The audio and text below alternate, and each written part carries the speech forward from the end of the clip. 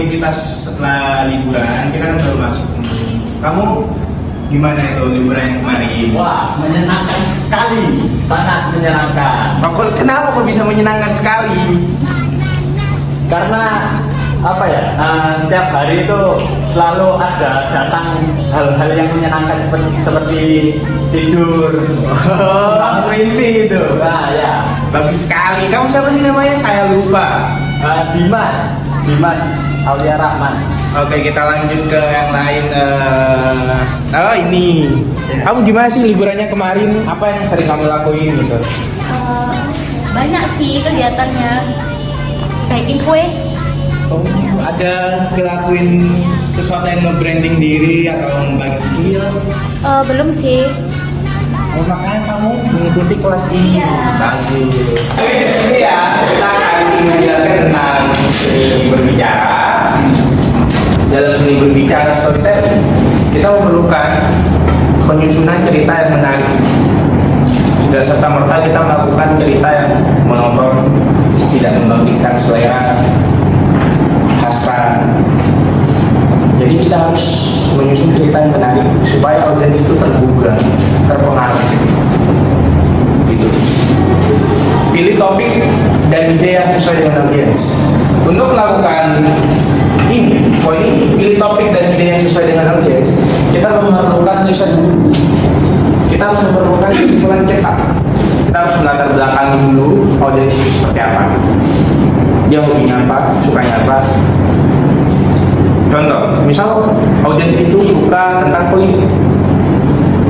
Sekarang yang lagi hits adalah oplosan. Bagus sekali, sangat mengkritik pemerintah. Oke. Jadi kita harus membangun cerita yang sesuai dengan audiens. Ketika dikaitkan dengan oplosan,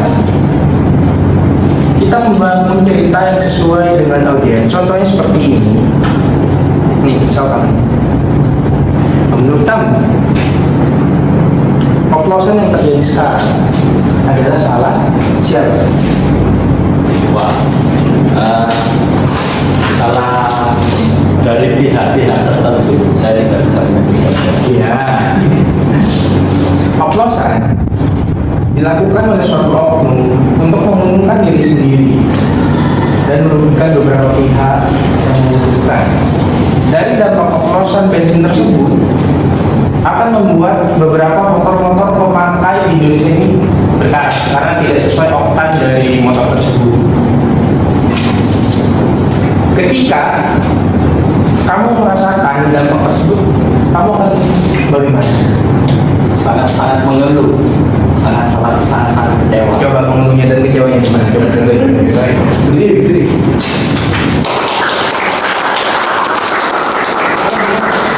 Kan saya beli pertama ya, yang seharusnya itu RON-nya itu 92, tapi ternyata yang dikasih itu malah Pertalite yang dioplos sama Pertamax, dan RON-nya itu sekitaran 88. Jadi saya kecewa dan ya motor saya itu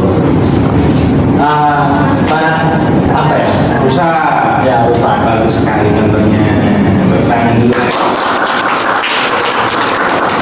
Ini adalah contoh ketika kita memilih topik yang menarik, orang akan tergugah dan melakukan apa yang kita suruh dengan baik karena dia sudah terpengaruh, karena topiknya itu sudah relevan dengan alam bawah sadarnya. Dan kedua adalah gunakan visual yang relevan, visual gambaran dari topik yang ingin kalian bawakan.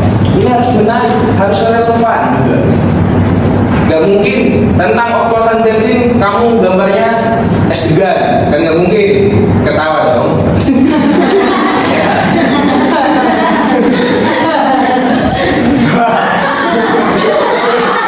Jangan tegang. Ya benar ada topik bangun ketegangan dan kejutan, tapi ya jangan tegang lah. Oke. Lalu ketegangan dan kejutan ini penting.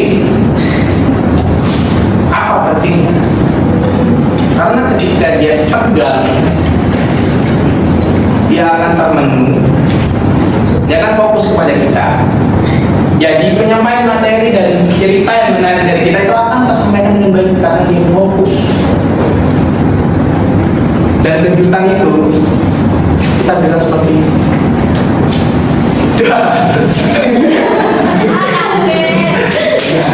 Oke, yang ketiga dalam memastikan cerita mudah dipahami oleh audiens. Agar cerita mudah dipahami, gunakan bahasa yang sederhana dan jelas. Seperti yang saya jelaskan di awal, bahasa itu harus sesuai dengan audiensnya. Ketika anak-anak audiensnya, kita tidak boleh menggunakan bahasa yang tinggi, terlalu akademisi, tidak mengerti. Contohnya seperti apa? Mungkin seperti mengenal-mengenal gitu. Coba gimana contoh kalimat yang tidak cocok kepada anak-anak? Ya apa? Santai. Kamu ya jangan begini. Mulai. Oke, kamu coba jangan kalimat yang tidak relevan dengan anak-anak. Bahasa itu terlalu tinggi. Mungkin efisiensi anggaran atau apa kamu masih asumsinya? Bagus sekali. Ya itu.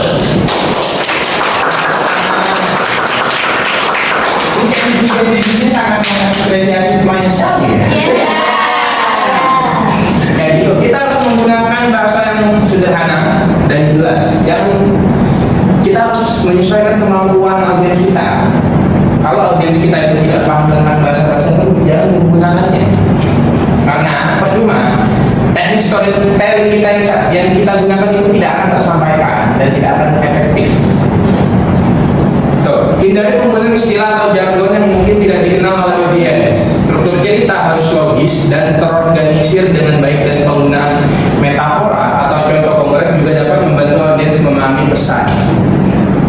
Struktur cerita itu harus terstruktur dengan rapi. Gak mungkin kamu cerita tentang oplosan, tiba-tiba topik kedua itu ganti ke apa? Terus itu sih. Kita harus terstruktur.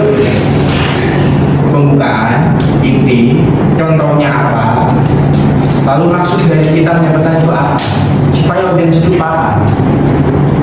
Dan pesan yang ingin disampaikan itu tersampaikan dengan efektif dan efisien. Bagus. Selanjutnya, menguasai struktur cerita yang efektif.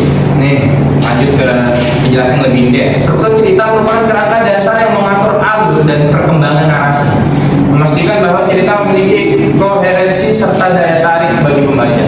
Dalam struktur cerita terdapat beberapa elemen. Eksposisi adalah bagian awal cerita yang memperkenalkan latar belakang, tokoh, dan situasi yang ada. Konflik yang merupakan masalah atau tantangan yang dihadapi oleh tokoh utama, dan konflik itu bersifat internal. Dalam membangun cerita, dalam membuat cerita itu harus ada struktur yang jelas. Tokohnya siapa, konfliknya apa, dan prolog di awal itu seperti apa. Jadi ketika kamu membuat cerita, kamu harus jelaskan dulu prolognya. Gak bisa langsung ke konflik, karena jangan ngeri. Contohnya, di suatu desa terpencil di timur sana, terdapat seorang pemuda bernama Adam. Dia adalah pemuda yang sangat rajin dan pekerja keras. Dia menyukai seseorang wanita yang sangat disukainya dari dulu. Dan tinggal cerita, Adam itu berhasil mendapatkan hati wanita tersebut. Senyum. Dan Adam bahagia dengan perempuan yang dipilihnya itu. Tetapi ada melakukan satu kesalahan fatal. Ini bisa masuk ketegangan, buta. Ada melakukan kesalahan fatal. Mungkin ketika dipikirkan oleh orang-orang awam, kesalahan tersebut adalah kesalahan yang sangat mungkin buruk. Tapi bagi seorang perempuan tersebut itu adalah kesalahan yang fatal, karena perempuan tersebut ya. Oke, mungkin materi yang bisa saya sampaikan seperti ini. Ya, kita masuk.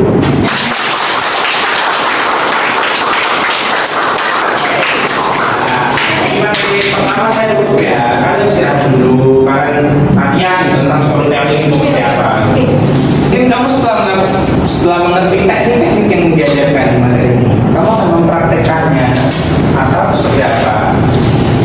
Mungkin kami belum dulu. Nah, kalau kamu? Sama sih, mungkin saya akan mempraktikkan tapi tidak sekarang karena belum siap. Oke, jadi kalian semua paham ya?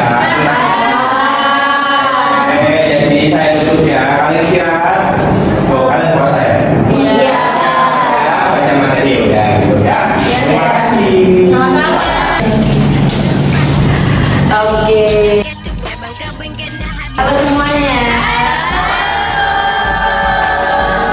Kan kalian udah istirahat tadi ya kan. Nah, tadi kalian istirahatnya di mana nih? Kalau boleh tahu aku. Kantin. Di kantin lo nggak puasa ya? Iya. Loh. Siapa di sini yang nggak puasa yang suka mokel? Ya emang tentara sih tapi. Selesai.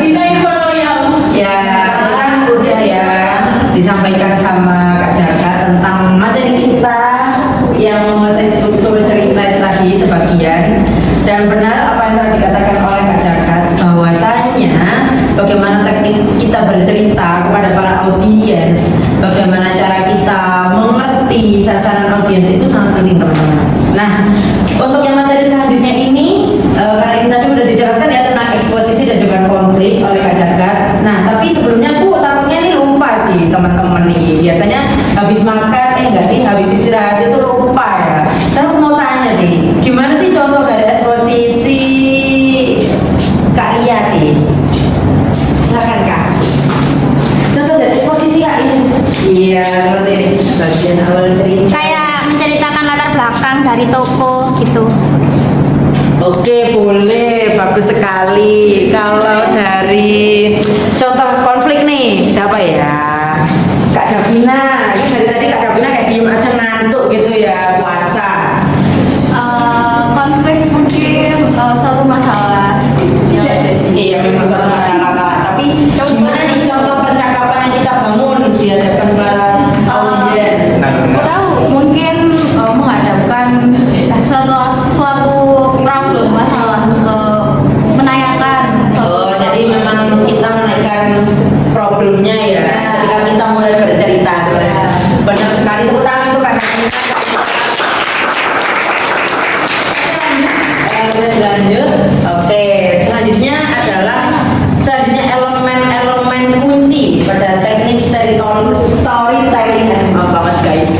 Adalah klimaks ya. Ini merupakan momen paling dramatis dan juga menentukan di mana si tokoh utama seolah berada di ujung tanduk. Jadi ketika tadi udah dijelaskan konflik, itu ceritanya itu masih pada satu tahapan. Nah, ketika kalian bercerita kepada para audiens, kalian itu ya kayak gimana ya? Seperti ini contohnya. Kak Korina seperti itu ya. Kak Korina sudah mulai berlatih menjadi moderator. Akan tetapi ketika dia telah menjadi moderator di depan panggung, dia lupa dia tidak membawa mic seperti itu.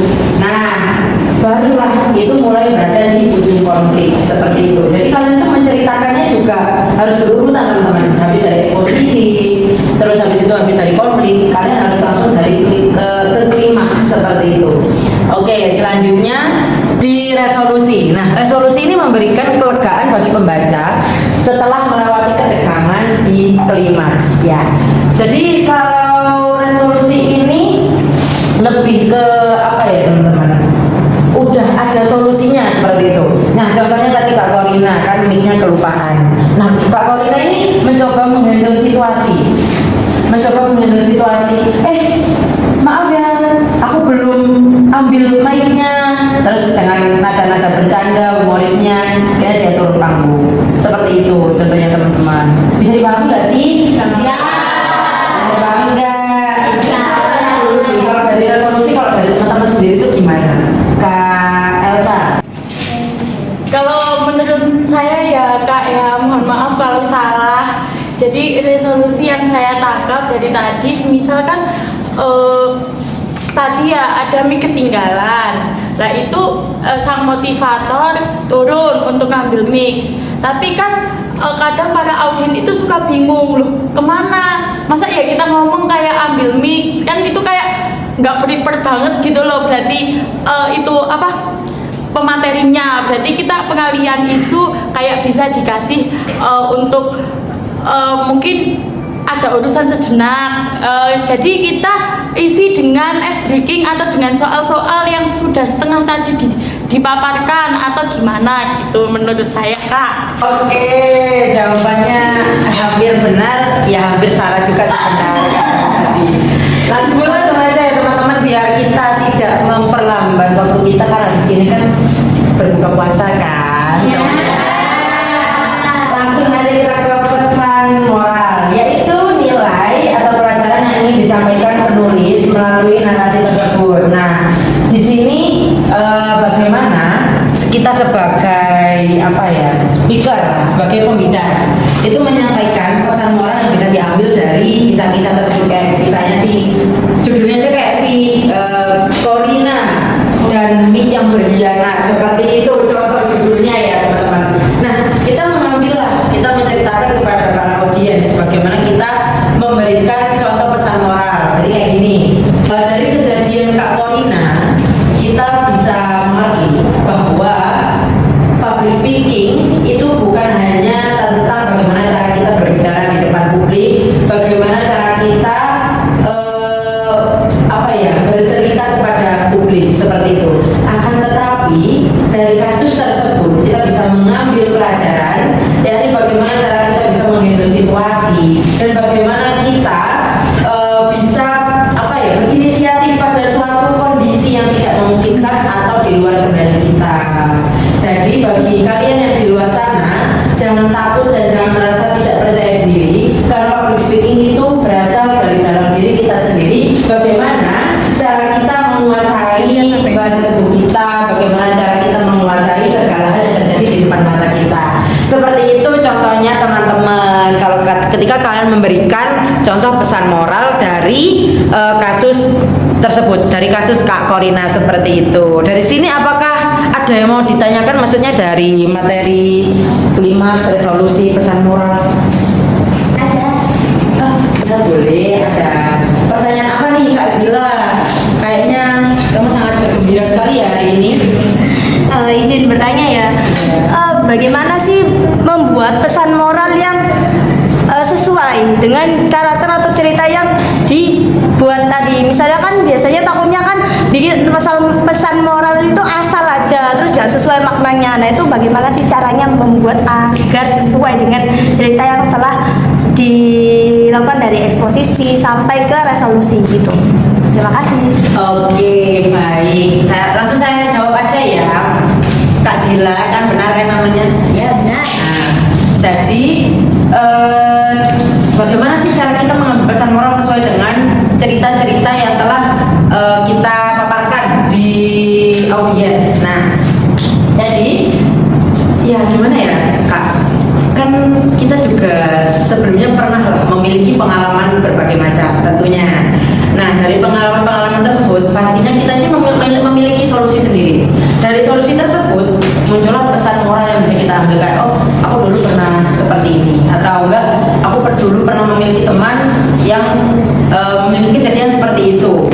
Nah, itu yang bisa aku ambil pada waktu itu sih kayak gini begini. Nah, dari situ malah bisa kamu simpulkan. Jadi seperti ini, seperti itu sesuai dengan kasus yang kamu ceritakan kepada audiens seperti itu. Nah, kakak kan juga pasti bisa mengidentifikasi masalah tersebut, ya kan? Mengidentifikasi kayak oh jadi masalahnya Kak Corina, Kak Nia itu seperti ini ya.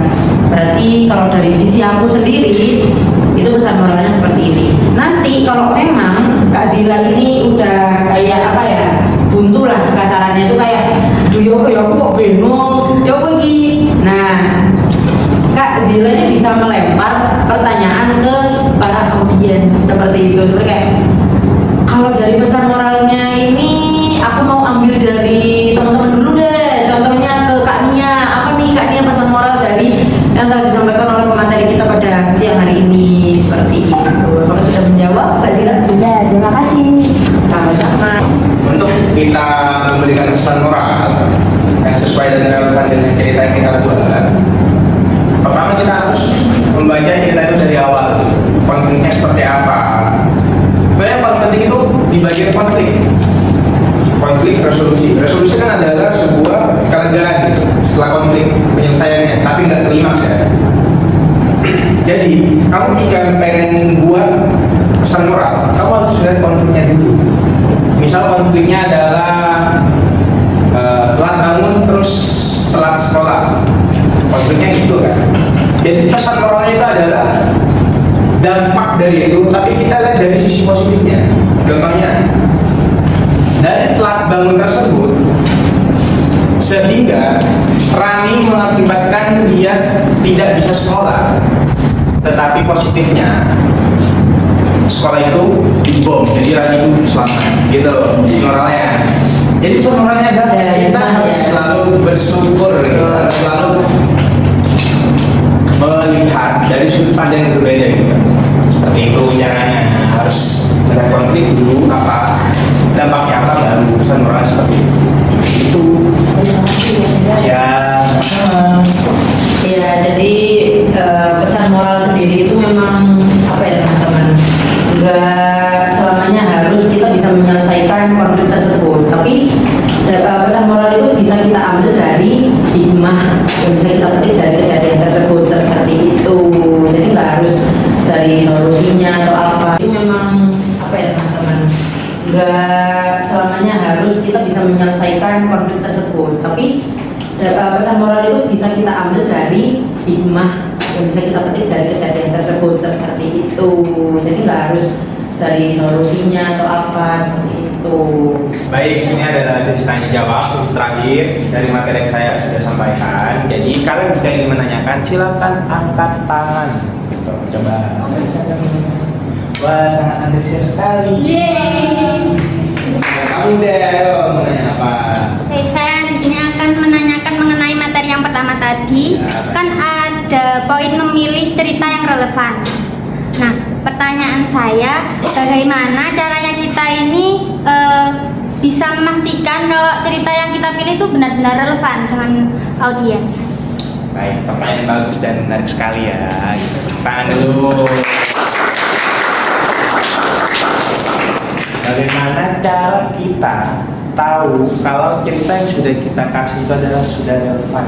Sebelum kita ngasih cerita, kita harus melakukan riset terlebih dahulu. Harus kita latar belakangi, kita harus cari tahu audiens kita itu seperti apa, umur berapa. Jadi kita harus riset dulu. Ini umur berapa, hobinya apa, kesukaannya apa, sosial budaya seperti apa. Tuh. Misal dari Gen Z, kita nggak mungkin membawakan materi tentang mobil-mobil jadul gitu. Nggak akan relate. Apa sih mobil jadul gitu? Karena kan Gen Z kebanyakan tentang mental health, ya kan, cara menghargai diri sendiri, trust issue, apa itu kepercayaan, dikit-dikit curhat gitu, dikit-dikit mental health gitu. Jadi kita harus membawakan seputar tentang itu. Setelah kita meriset, tentu saja cerita kita bawakan itu sudah relevan, sudah tahu tolak ukurnya seperti apa.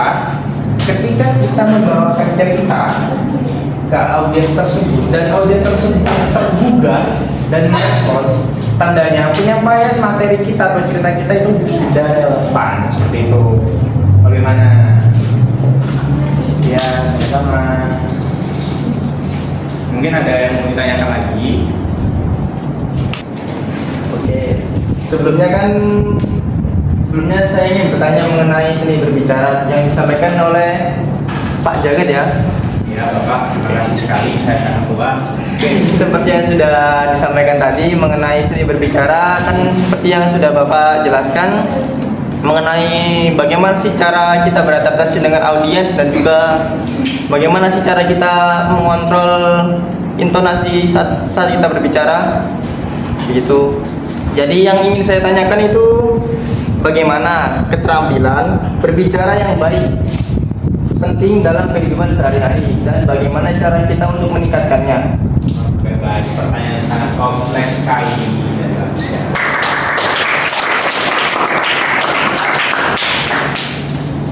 Pertanyaan adalah bagaimana seni berbicara dalam kehidupan sehari-hari dan bagaimana cara mengembangkannya, seperti itu ya.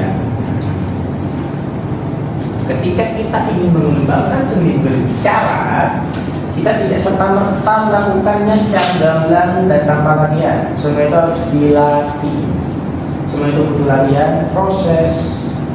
Tidak mungkin seorang Ronaldo itu langsung jadi pemain bola, nggak mungkin. Seorang Maling itu langsung bisa nyanyi, nggak mungkin. Harus latihan dulu, harus dari bawah.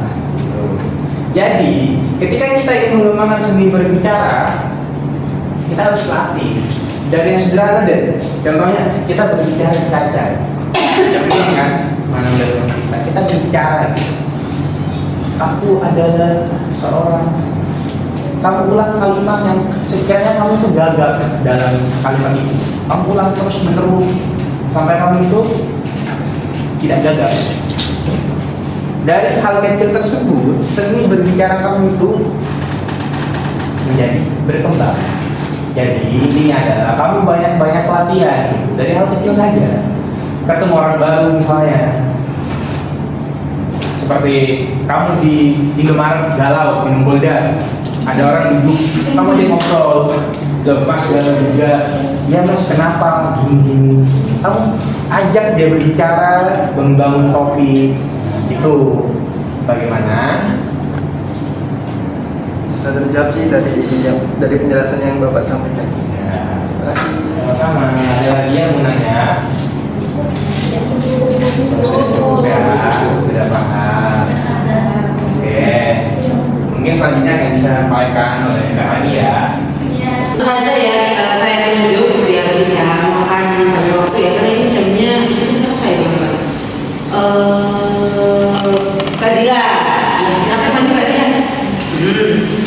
Biar kita tahu nih buat teman-teman bagaimana sih cara mengemas cerita ke dalam bentuk storytelling yang benar ya. Ayo, contohkannya Mbak. Tapi sebelumnya mohon maaf ya Bu, kalau saya ada kesalahan. Iya nggak apa-apa, itu wajar banget teman-teman. Justru kalau kalian nggak ada salahnya itu saya yang bingung ya. Berarti kalian udah hebat semua. Oke. Oke, baik di sini buat sasarannya tuh saya mau ngambilnya teman-teman mahasiswa ya, yang mungkin ada Kalian buka seminar. yang mungkin ada kendala tentang pendidikan atau masih kurang percaya diri buat melanjutkan pendidikan. Oke, langsung saja Kak Zila. Oke, sebelumnya dulu saya juga pernah sih ngerasa bahwa hampir mau menyerah karena ketika saya mau lanjut kuliah dulu itu saya pernah sempat mikir apakah perlu atau enggak, tapi saya tuh punya cita-cita yang besar yaitu menjadi seorang dosen. Kemudian ada di suatu hari ekonomi dari keluarga saya tuh terganggu karena nenek saya itu jatuh sakit, jadi keluarga saya mau nggak mau harus membiayainya, jadi uangnya tuh terbagi gitu buat biaya sekolah sama biaya buat nenek saya itu. Nah, saya kan hampir nyerah tuh, hampir nggak mau lanjutin sekolah. Itu tadi mama saya tuh ngasih wejangan, semangat gitu, buat kamu itu nggak perlu mikirin berat-berat, karena sekolah itu penting, pendidikan itu penting, jadi harus banget dilanjutkan, karena bagaimanapun pendidikan bisa merubah nasib seseorang di kemudian hari. Terus habis gitu ya udah saya akhirnya giat melanjutkan sekolah saya, lanjut ke jenjang selanjutnya yaitu kuliah, dan benar saya mengikuti sebuah beasiswa gitu ya, itu yang diadain oleh kampus gitu kan, dan alhamdulillah saya dapat. Akhirnya saya bisa percaya diri bahwa kalau melanjutin pendidikan dengan sekolah itu penting. Nah, tapi di sini saya punya pesan moral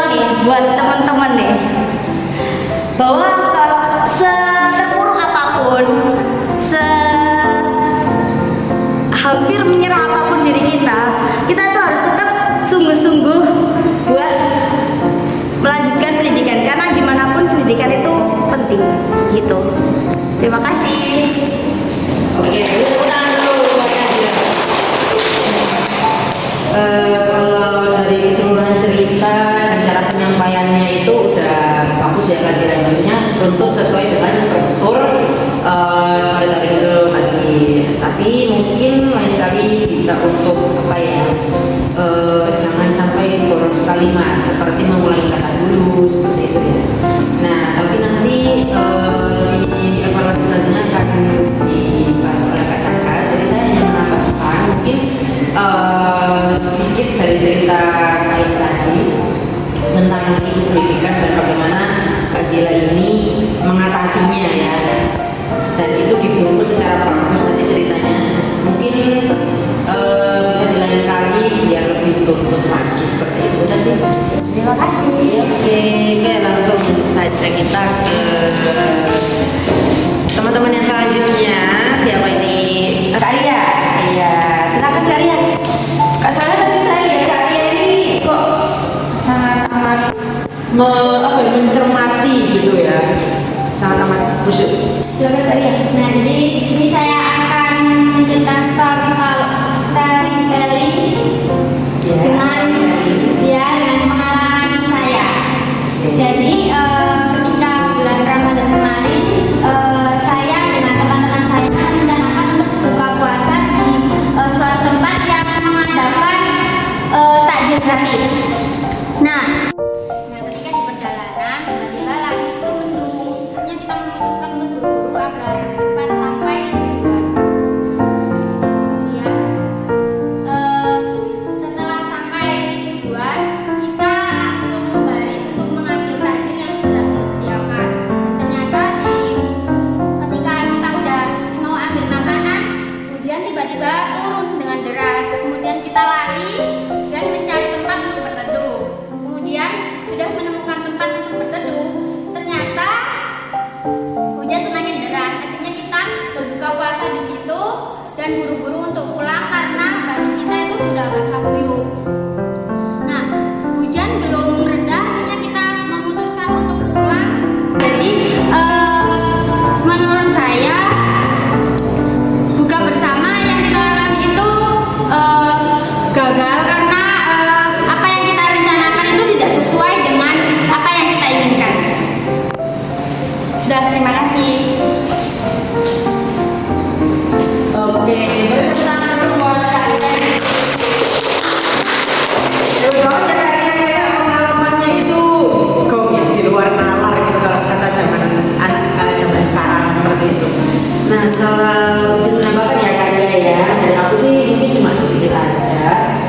Kalau untuk storytelling itu kita harus tahu nih, kan tadi kan Kak Dila ada sasarannya itu seperti apa.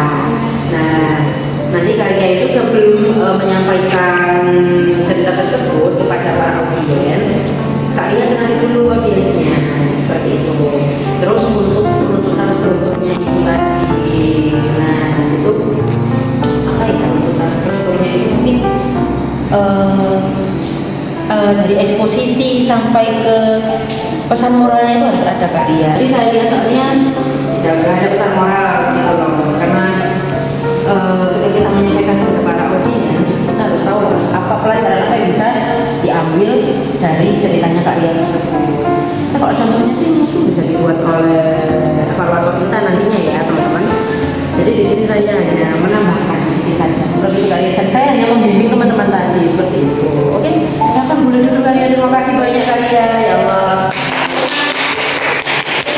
Oke teman-teman, sih udah mulai kelihatan gitu ya progresnya satu persatu, mulai memahami bagaimana cara menyampaikan cerita melalui teknis storytelling seperti itu ya, dan para audiens nantinya seperti itu. Oke, sekian dari saya, itu aja mungkin.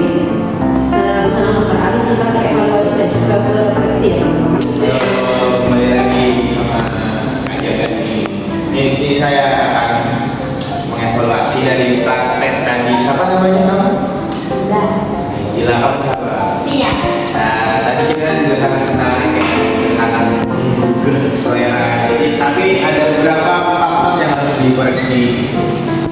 Untuk yang ketiga yang paling penting udah sila. Ini kalau saya lihat ya dari segi cerita kamu udah bagus, udah lembut, prolognya dapet, terus konfliknya ada, pesan moralnya ada. Tapi ada beberapa kekurangan kamu. Kan dalam komunikasi itu kamu tuh harus ada kepercayaan diri yang kamu tampilin. Kalau kamu cerita gitu, nah itu orang udah jadi tertarik. Ini kayak bohong deh, kayak gitu nanti. Jadi kamu harus lebih percaya diri. Misal kamu nggak tahu mau ngomong apa, gak usah tapi lebih ke udah diem, mainkan intonasinya ya. Aku kemarin pergi ke pasar, bisa kamu ubah gitu. Jangan kebanyakan karena soalnya kalau kebanyakan kamu itu kurang cakap. Dan juga tadi kamu kalimat persuasifnya itu udah bagus, dan moralnya sama di awal prolog itu juga udah nyambung. Nah ini sampai kamu banyakin latihan gitu, sama kepercayaan diri kamu tuh ditingkatin. Tuh nanti masalah gestur atau mimik muka atau intonasi itu nanti kita belajar dari pertemuan berikutnya. Gitu. Selebihnya kamu udah bagus banget. Makasih. Duduk. Nah ini murid yang sangat menarik nih, coba lagi. Ini kamu sebenarnya orangnya energetik sekali ya. Emang kamu selera musiknya apa sih? Selera musiknya Uji pantas asik ya. Asik. Tadi kamu apa ya? Ceritanya udah sangat menarik. Mungkin kalau orang yang sangat pintar itu pasti bakal ngerti deh. Tapi bagus banget. Tapi ya kekurangan kamu itu, kamu tuh gak tentuin audiens itu itu siapa? Kamu gak tentuin latar belakang seperti apa. Kamu langsung cerita. Memang bagus ceritanya, tapi nggak ada kejelasan dalam ceritamu itu. Kamu tujuannya apa sebenarnya cerita itu? Nah nggak tahu kan? Nah itu makanya kamu harus teliti dulu audiens itu seperti apa gitu. Itu yang pertama. Terus yang kedua, dari eksposisi sampai konflik sampai akhir itu kamu tuh nggak tentu. Kamu ceritanya tadi tuh kayak konflik semua itu, kayak kamu tuh ceritanya semua masalah. Itu jadi kamu kurang baik lah kalau kamu nanti ke public speaking di depan orang dengan cara seperti itu, kurang baik. Terus kamu juga nggak ada kalimat persuasif, kamu nggak ada ajakan untuk mempengaruhi audiens kamu. Jadi audiens kamu itu nggak terpengaruh, nggak terajak, nggak ada inspirasi. Jadi pendapat kamu yang kamu sampaikan itu nggak tersampaikan dengan maksimal. Tujuan kamu menyampaikan itu untuk menarik audiens kamu untuk pendapat sama kamu, itu nggak bisa, gagal karena kamu kurangnya kalimat persuasi. Kedua, nah tapi di satu sisi itu kamu juga ada kelebihan. Kamu sangat percaya diri ceritanya, nggak ada e-nya. Mungkin karena cerita pribadi ya. Itu kamu sangat yakin ceritanya, langsung kamu cerita itu kayak ya udah cerita aja gitu, nggak kelihatan kayak orang bercerita. Emang ya udah bagus ceritanya, kayak percaya diri, nggak ada kata Mungkin kalau kamu lebih memperhatikan cara kamu, teknik kamu berstorytelling, berstorytelling, ya, kamu itu bakalan lebih membuat audiens kamu itu lebih percaya. Nah, jadi tinggal lagi ya. Silakan. Itu saja yang evaluasi yang sekarang. Semoga kalian nanti di pertemuan selanjutnya lebih berkembang lagi ke depannya. Dan juga kemampuan kalian dalam berstorytelling itu harus kalian latih. Kamu di depan cermin itu juga harus latihan. Dari kebiasaan kecil kamu biasain terus gitu. Ya, terima kasih. Saya Jagat, saya pamit diri. Oke, akhirnya kita sudah sampai di penghujung materi pada sore hari ini, teman-teman. Langsung saja kita ke kesimpulannya aja ya. Jadi storytelling adalah teknik yang sangat efektif dalam public speaking karena dapat menarik perhatian audiens, membuat pesan yang lebih mudah dipahami serta meningkatkan daya ingat terhadap informasi yang disampaikan. Dengan memahami cara membangun cerita yang menarik, menggunakan struktur cerita yang efektif, kreatif dan menerapkan berbagai teknik storytelling, seorang pembicara dapat menyampaikan pesan dengan lebih kuat dan juga berkesan. Menguasai storytelling bukan hanya membuat presentasi lebih menarik, tetapi juga membantu pembicara membangun hubungan yang lebih dalam dengan audiens dan membuat komunikasi jadi lebih persuasif serta inspiratif. Jadi teknik storytelling ini bukan hanya sebagai pencair suasana saja, bukan hanya sebagai petikan hikmah dalam public speaking, tetapi juga sebagai agar ketika kita public speaking itu lebih menjadi terstruktur, lebih efektif dan juga lebih dipahami oleh para audiens juga seperti itu. Dan perlu diingat lagi ya teman-teman, kalau teknik storytelling ini harus disesuaikan dengan sasaran audiensnya. Audiensnya itu masih remaja atau udah boomer atau ya pokoknya kalian bisa lah mengatur itu sesuai dengan sasarannya masing-masing agar tidak keliru ketika kalian menyampaikan pesan-pesan melalui cerita tersebut, seperti itu ya teman-teman. Baik, untuk materi pada sore hari ini udah selesai dicukupkan hari ini. Mohon maaf bila ada salah kata yang kurang berkenan maupun salah pengucapan dari aku ataupun dari Kak Jaka sendiri. Kami pamit undur diri. Wassalamualaikum warahmatullahi wabarakatuh.